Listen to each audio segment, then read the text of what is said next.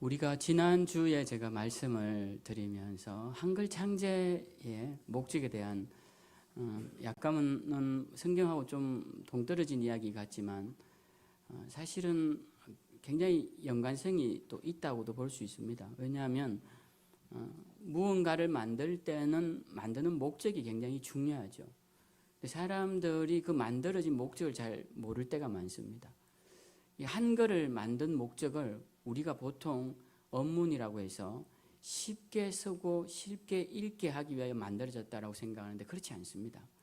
한글을 만든 목적은 세종대왕께서 밝혔듯이 백성들에게 법을 알게 하여서, 특히 금법을 알게 하여서, 금해놓은 법을 알게 해서 이들이 죄를 짓지 않게 하기 위하여서 한글을 만드셨다고 되어 있어요. 그럼 두 번째 목적이 미풍양속이나 선한 윤리적 목적을 가르침으로써 그들이 좀 더 선하고 바르게 살아가기 위한 게 두 번째 목적이에요. 근데 우리가 성경도 마찬가지입니다. 성경도 우리가 흔히 성경은 축복을 주기 위한 책으로 생각하지만 그렇지 않고 성경의 첫 번째 목적은 하지 말아야 될 것이 무엇인지를 가르쳐 주심으로써 인간이 죄를 짓지 않도록 하기 위해 법을 알려주시기 위하여서 성경이 우리에게 주어졌다는 것입니다. 그래서 보통 성경 그러면 초창기에는 율법이라고 불렸고 이게 토라라는 말 속에도 다 하나님의 법이라는 의미가 그 속에 담겨져 있는 것이죠. 그래서 하나님의 법을 알아야 우리가 법대로 살 수 있으니까 그래서 성경이 우리에게 주어졌다. 그래서 우리가 성경을 읽음으로써 우리가 하지 말아야 될 것이 무엇인지를 아는 게 굉장히 중요합니다. 오늘 또 우리가 사도행전을 읽어 나가면서 사도들이 걸어간 길 또는 베드로나 사도 바울이 걸어온 길 이것을 살피는 것이 대단히 중요하지만 그것보다 더 중요한 것은 이러한 행적을 통하여서 우리가 하지 말아야 될 것, 금해놓은 것, 그리고 그 다음에 우리가 해야 될 것, 그 다음에 우리에게 주실 축복이 무엇인지를 이렇게 깨닫는 것이 더 중요하다라는 것이죠. 그래서 오늘 우리가 사도행전 말씀을 읽으면서 아주 간단한 절로 오늘 이 23장을 이제 대표하는데요. 이게 22장부터 23장 뒤로는 이제 사도 바울이 계속 재판받는 과정이기 때문에 여러분들도 지금 뉴스를 틀면 다 재판 이야기죠. 재판받는 이야기. 이게 뭐 검찰이 구형한 이야기 나오고 조금 있다가 1심 판결 나오고 2심 나오고 뭐 이렇게 끊임없이 계속 재판에 대한 이야기를 듣고 있다 보면 지루하죠. 지루하고 이게 도대체 뭔지 헷갈릴 때가 있습니다. 이처럼 지금 사도행전 뒷부분은 바울이 재판받는 이야기예요. 한 번은 1심에서 받고 한 번은 2심에서 받고 또 이렇게 한 번은 검찰이 구형을 하고 이런 식으로 하듯이 지금 바울이 여기 가서 또 저기 가서 계속 신문을 받고 있는 내용이 되다 보니까 반복되는 내용도 많고 동선도 많아서 우리가 읽기 굉장히 어렵습니다. 그래서 이 말씀을 하나하나 다 풀다 보면 우리가 지루하고 또 말씀이 갖고 있는 던지고자 하는 메시지를 잃어버리기 때문에 제가 오늘은 이 23장에서 가장 핵심적인 한 구절 말씀을 가지고 말씀을 나누고자 합니다. 근데 오늘 그 말씀은 이제 2대지에서 나누고요. 첫 대지에서는 지난주에 나누었던 말씀을 가지고 말씀을 한번 나누고자 합니다. 지난주에 했던 말씀, 그 말씀을 좀 더 확대시켜서 한번 나누어 보죠. 지난주에는 사도 바울이 예루살렘에서 유대인들에게 붙잡혀서 자기의 신앙을 변호, 자신의 결백을 주장하는 과정에서 그가 자신의 신앙을 간증하는 내용이 22장의 내용입니다.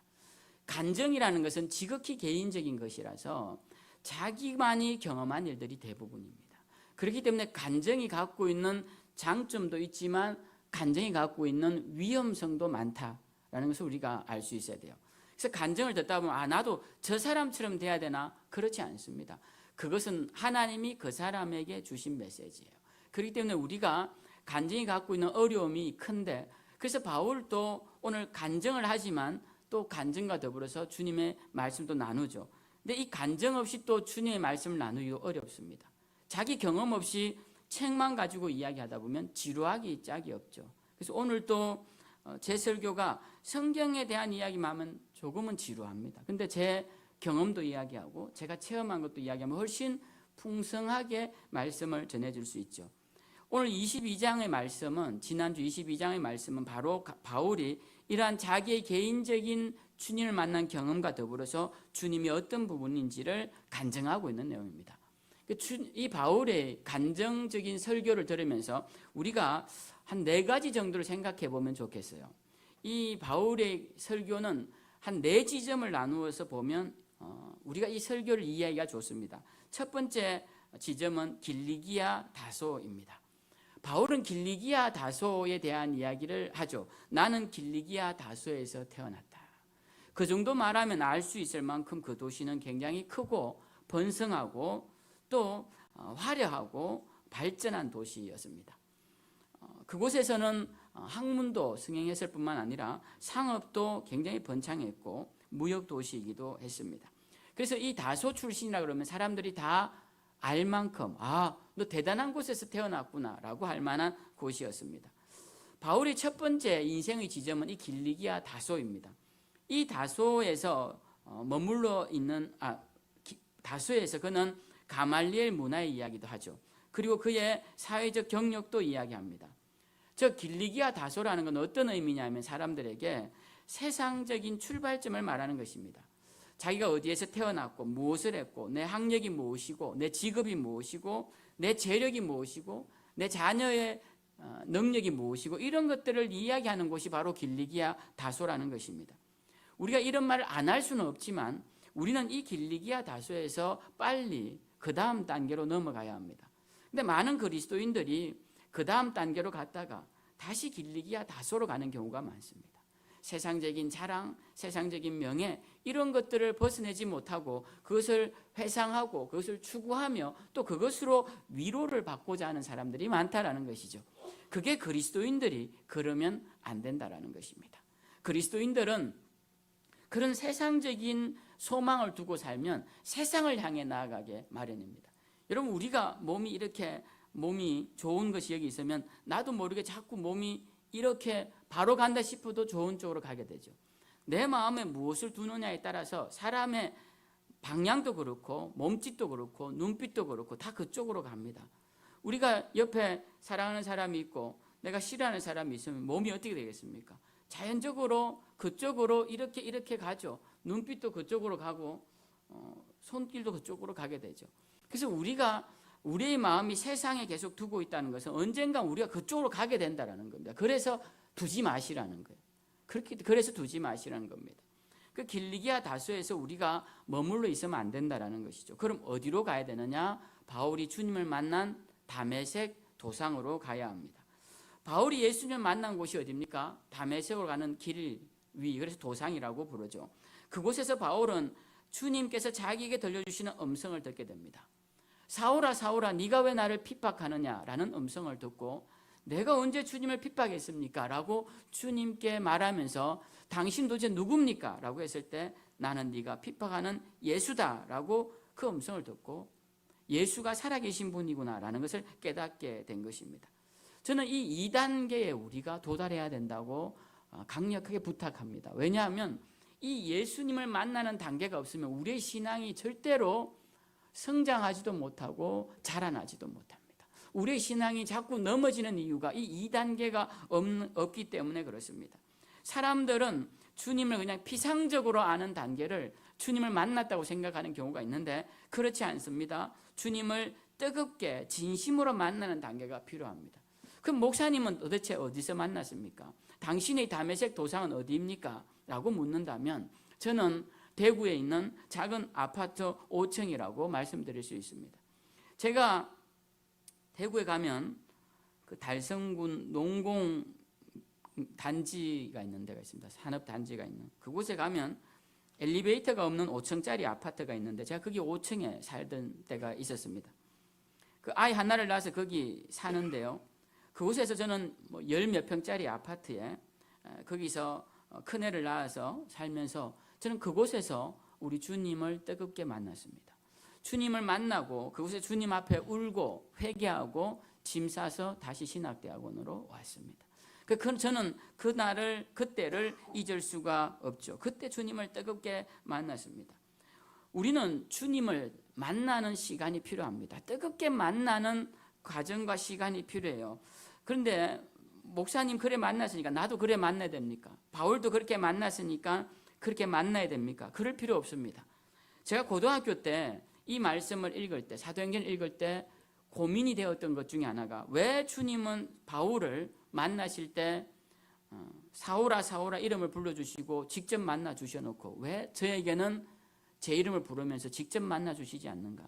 저도 만약 그렇게만 불러주신다면 저 모든 것을 내려놓고 주님을 위해 헌신할 마음의 준비가 되어 있습니다 라고 기도했던 적이 있어요.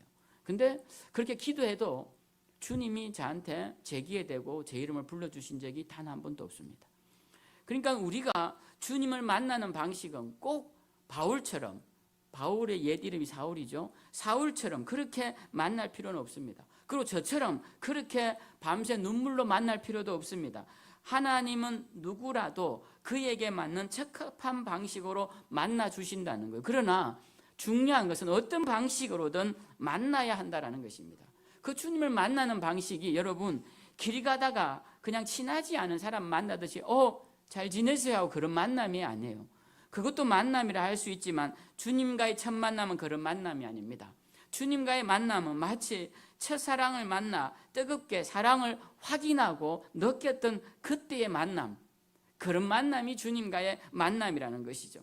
오늘 바울은 왜 하나님이 이렇게 만나 주셨을까요? 그는 율법적 확신이 가득한 사람이었습니다. 그리고 학문적 지식에 대한 프라이드가 굉장한 사람이었어요.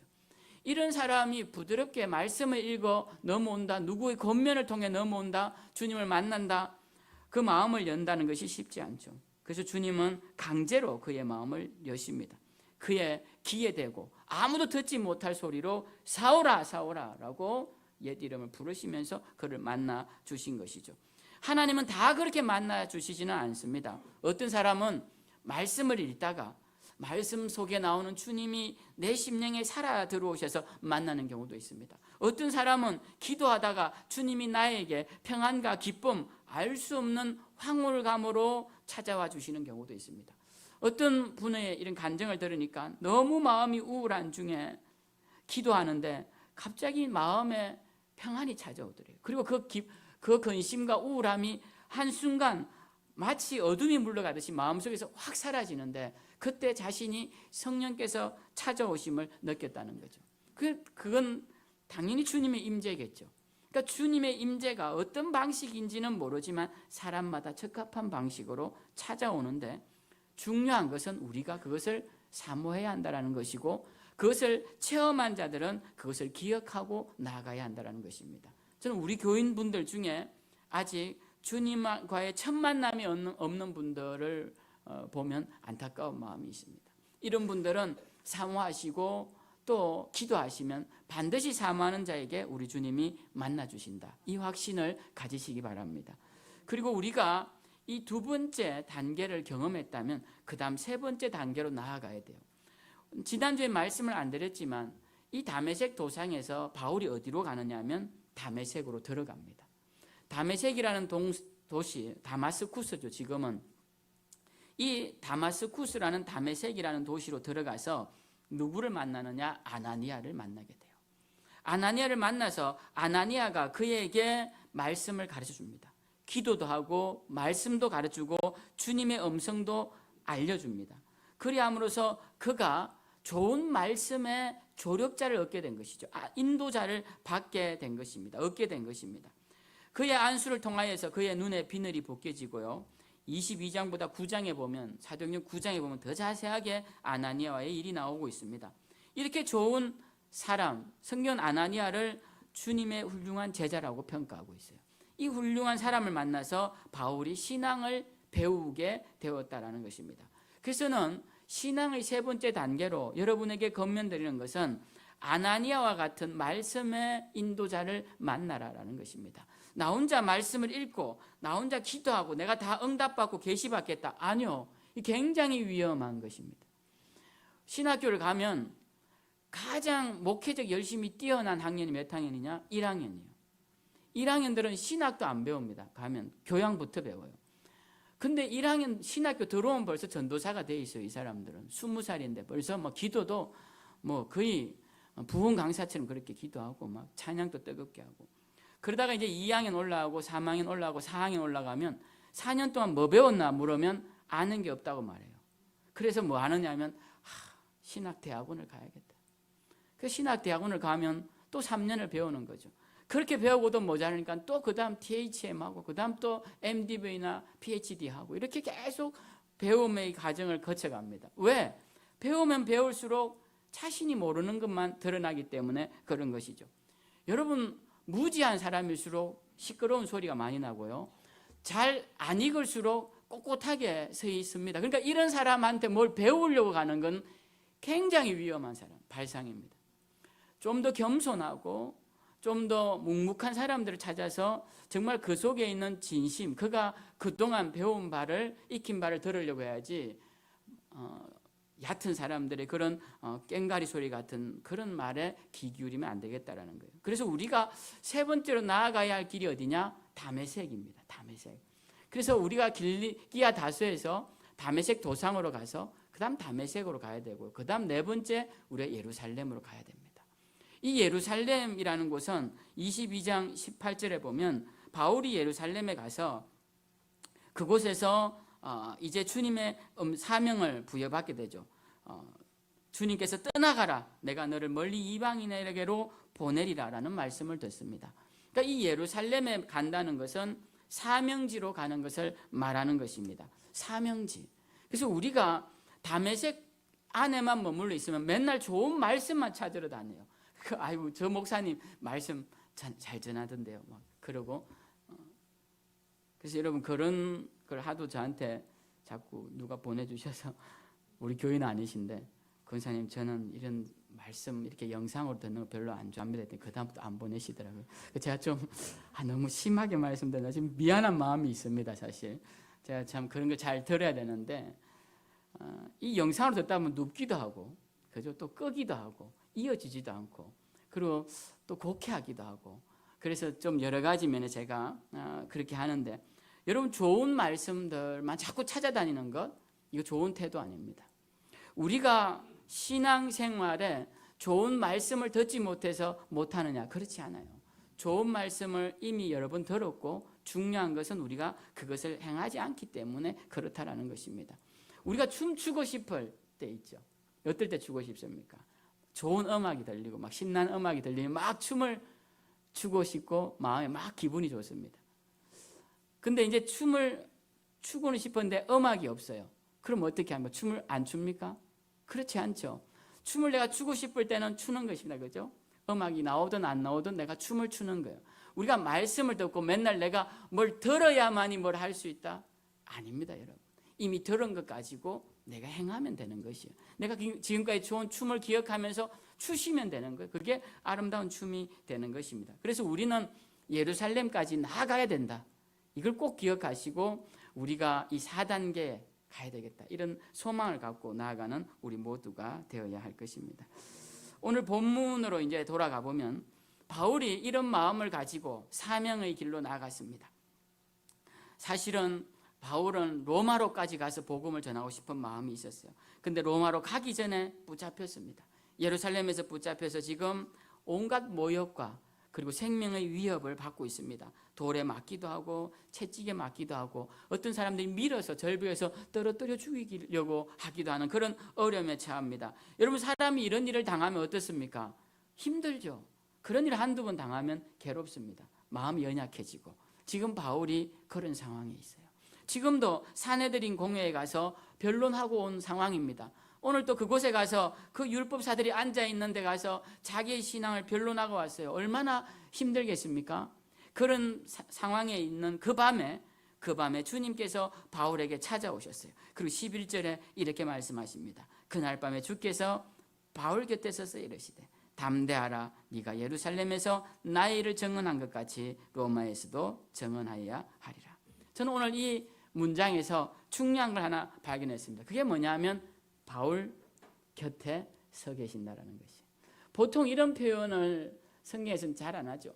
주님이 뭐 굳이 곁에 서 계실 필요 뭐가 있습니까? 그냥 전능하신 분 이렇게 말씀하시면 되죠. 근데 오늘 성경 굉장히 친근한 단어를 씁니다. 뭐라고 하시냐면 그 곁에 서 계신다라는 거예요.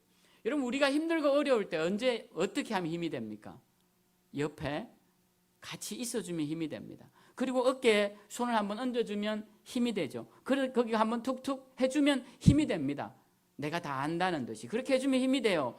주님이 오늘 우리에게 뭘 해주시느냐? 옆에 서서 이렇게 툭툭 쳐주시는 거예요. 곁에 서서 내가 너 다 알아. 그러시면서 뭐라고 하십니까? 담대하라 라고 하시죠. 담대하라. 여러분 이 담대하라는 말이 얼마나 힘이 될까요?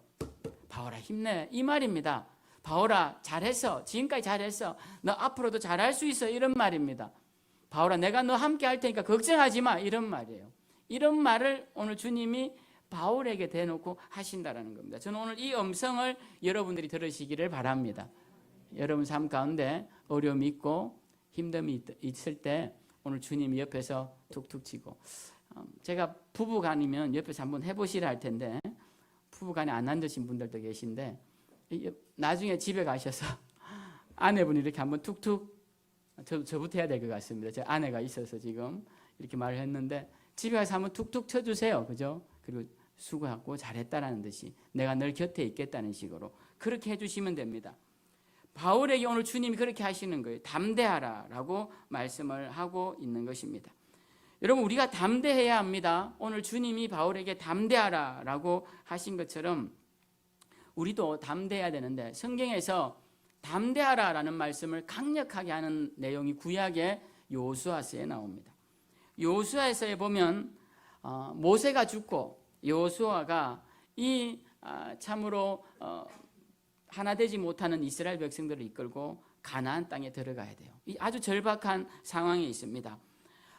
가나안 땅에는 강한 족속들이 살고 있고 잘 조직화되어 있고 이미 성을 쌓고 방어를 하려고 준비하고 있는 자들이 있습니다. 근데 이 성을 이제 빼앗고 나라를 차지하러 가야 되는데 우리가 보통 공격을 해서 수비하는 자를 이기려면 수비력의 3배 정도의 힘이 필요하다고 해요. 뭐 정확한지 모르겠지만 그렇게 이야기들 하시더라고요. 그러니까 공격에서 빼앗는 게 훨씬 수비하는 것보다 어렵습니다. 근데 이스라엘 백성들은 가나안에서 들어가기에는 아주 여러 가지 면에서 부족한 자들이었어요. 이런 자들을 데리고 이제 가나안 땅에 들어가야 되는데 여호수아가 얼마나 힘이 들겠습니까? 그동안 그들을 이끌었던 모세는 죽어버리고 자기가 이제 지도자로 물려받았는데 그렇게 힘든 상황에서 하나님께서 여호수아에게 이렇게 말씀하시죠. 강하고 담대하라. 강하고 담대하라. 그때 했던 말씀이 담대하라라는 말씀입니다. 오늘 이 여호수아에게 하나님께서 담대하라라고 하시는 이유가 있습니다. 그것은 여호수아가 해야 할 일이 있기 때문에 그렇습니다. 여호수아는 이 백성들을 이끌고 가나안에 들어가서 그 땅을 차지해야 할 사명이 있기 때문에 그런 것입니다. 여러분 담대하라라는 말씀이 언제 들려질까요? 저는 이 말씀을 통해 우리가 기억하고 싶은 것은 하나님께로부터 오는 담대함의 메시지는 우리가 주를 위해 무언가 할 것이 있을 때 그때 담대하라는 말씀이 들려진다라는 겁니다. 여러분 제가 지금 목회를 하면서 만약에 낙담을 해서 앉아있다고 해봅시다. 그러면 주님이 저한테 유 목사 담대하라 힘내 담대하라 이러실 거 아닙니까? 근데 제가 이제 사명을 다 끝내고 사역 끝내고 은퇴하고 이제 집에 쉬고 있는데 하나님이 저보고 담대하라 이러시진 않겠죠. 제가 사명이 있을 때 주님이 담대하라고 하시는 것입니다. 제가 사명 다 내려놓고 이제 목회자 다 내려놓고 제가 세상에서 살 때 주님이 저한테 담대하라고 하시겠어요? 그렇지 않다라는 겁니다. 주님의 음성은 언제 들려지느냐? 주님을 위한 일을 할 때 그때 들려지는 거예요. 그래서 우리에게 비전이 없을 때 우리에게 사명이 없을 때는 주님을 향한 그 진심의 위로를 들을 수가 없다라는 거예요. 우리가 주를 위해 아무것도 하지 않는데 그냥 내가 세상적으로 살고자 노력하고 세상 일에 빠져 허덕이는데 주님이 담대하라라고 하시겠느냐라는 것입니다. 우리가 주님으로부터 담대하라라는 음성을 듣기 위해서는 이 여호수아처럼 주님을 위한 비전이 있고 주님을 위해 해야 할 사명이 있고 나아가야 할 목표가 있을 때 가능하다라는 것입니다. 오늘 주님은 바울에게 이렇게 말씀하세요. 담대하라라고 하신 후에 너는 로마에 가서도 내 복음을 증언해야 할 것이다 라고 말씀하십니다. 바울에게는 무엇이 있었느냐? 사명이 있었어요. 그의 소망은 로마까지 가서 복음을 전하는 것이었습니다. 가장 번성한 도시에 가서 복음을 전하는 것이었어요. 그래서 하나님은 바울의 이 사명을 보시고 힘내서 그 사명 완수하러 가자. 힘내서 그 나라까지 가자. 네 복음을 증언하는 일에 힘을 내서 가자라고 말씀을 하시는 겁니다. 그래서 우리도 오늘 말씀을 보면서 나에게 주신 비전이 무엇일까? 주님 담대하라고 하실 때 그 담대함을 가지고 내가 주를 위해 해야 할 일이 무엇일까? 그것을 생각해 볼 수 있는 자들이 되어야 할 것입니다. 두 번째로 신약에 와서 담대하라라고 하시는 말씀이 있는데요. 그것은 우리 예수님이 제자들에게 십자가에 달려 돌아가시기 전에 하신 말씀입니다. 요한복음 16장 33절에 나오는 말씀인데요. 세상에서는 너희가 환난을 당하나 담대하라. 내가 세상을 이기었노라 라는 말씀입니다. 담대하라. 우리 주님이 담대하라라고 제자들에게 말씀하셨어요. 이때는 주님이 십자가에 달려 죽으시기 직전에 제자들이 풀이 주고 있을 때, 주님이 실패자가 아니실까? 이렇게 죽으시면 그럴 때 아니다. 내가 세상을 이겼다. 너희 담대해도 된다라고 말씀을 하시는 것입니다.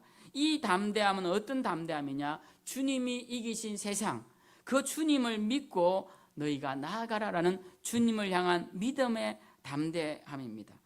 여러분, 우리가 종종 제가 예를 들지만 아버지의 손을 잡은 아이가 이렇게 길을 걸어갈 때 막 비틀비틀하면서도 앞에 그냥 막 가죠. 그렇게 갈 수 있는 이유가 있습니다. 그건 아버지를 믿기 때문에 그런 것이죠. 아버지 손에 있기 때문에 걱정 없이 두려움 없이 앞으로 나아가는 것입니다. 우리가 앞으로 나가지 못하는 이유는요, 두려움 때문에 그렇고, 그리고 앞에 무엇이 일어날지 모르는 불안감 때문에 그렇습니다. 그런데 우리가 앞으로 나아갈 수 있는 담대함이 있다는 것은 무언가 믿는 구석이 있기 때문에 그런 것이죠. 오늘 주님께서 제자들에게 너희 나를 믿으라라는 것입니다. 왜? 나는 이미 세상을 이기었기 때문에, 나는 승리자이기 때문에 나를 믿으면 너희를 막을 것이 없을 것이다. 나를 믿고 발을 내디디라라는 것입니다. 그래서 우리가 담대하라라는 말 속에는 그냥 무작정 용기 있게 행동하라 이런 말이 아닙니다. 이 말씀 속에는, 앞에 드린 말씀에는 하나님을 향한 사명이 전제되어야 될 것이고, 지금 드린 말씀 속에는 예수 그리스도에 대한 신뢰가 바탕이 되어야 하는 것입니다. 그것 없이 담대해야 된다, 막 무대뽀로 나가는, 이건 담대한 것이 아닌 것이죠. 그래서 우리 마음에 주님을 향한 신뢰가 있느냐, 그 주님이 세상을 이기셨다는 신뢰가 있느냐, 그 주님이 하신 말씀처럼, 그 뒤에 하시는 말씀처럼 사망을 이기고 내가 사망을 이기었노라라는 말씀처럼 사망을 이기신 주님에 대한 신뢰가 있느냐, 그 신뢰가 있는지를 우리가 돌아보아야 한다는 것입니다. 오늘 주님이 바울에게 담대하라라고 하시는 것은요, 이 담대함에는 네가 나를 신뢰해라라는 말씀이 들어가 있는 겁니다. 네가 나를 믿어라. 내가 너 책임져 줄 테니까 걱정하지 말고 너 로마까지 내가 책임지고 보내줄 테니까 나아가라라는 이런 말씀이에요. 그러니까 주님을 향한 신뢰의 말씀인 것입니다. 저는 오늘 이 본문의 말씀을 가지고 이 두 가지를 여러분들이 기억하시면 좋겠어요. 먼저는 나에게 주신 하나님의 비전이 무엇인가? 그 비전을 이루는 데 있어서 주님이 담대하라고 하실 때 내가 그 비전을 이루리라 라는 그런 다짐과, 두 번째는 내가 주님을 온전히 신뢰하고 있는가? 세상이 깜깜하고 어두워 보이고 내가 뭘 할 수 있을까 싶지만 주님이 이기신 세상 내가 두려움 없이 나아가리라, 이런 주님을 향한 믿음이 있는가? 그 신뢰가 있다면 여러분의 삶에 어떤 고난과 어려움이 와도 여러분 이겨내시리라 저는 확신합니다. 그래서 오늘 이 말씀 기억하시고 다시 한번 여러분에게 들려주시는 주님의 음성, 담대하라, 내가 함께하리라, 이 말씀 기억하시고 오늘 또 담대히 주신 사명 잘 감당하며 하나님께 큰 영광 돌리며 살아가시는 저와 여러분들 다 되시기를 주님의 이름으로 축원드립니다.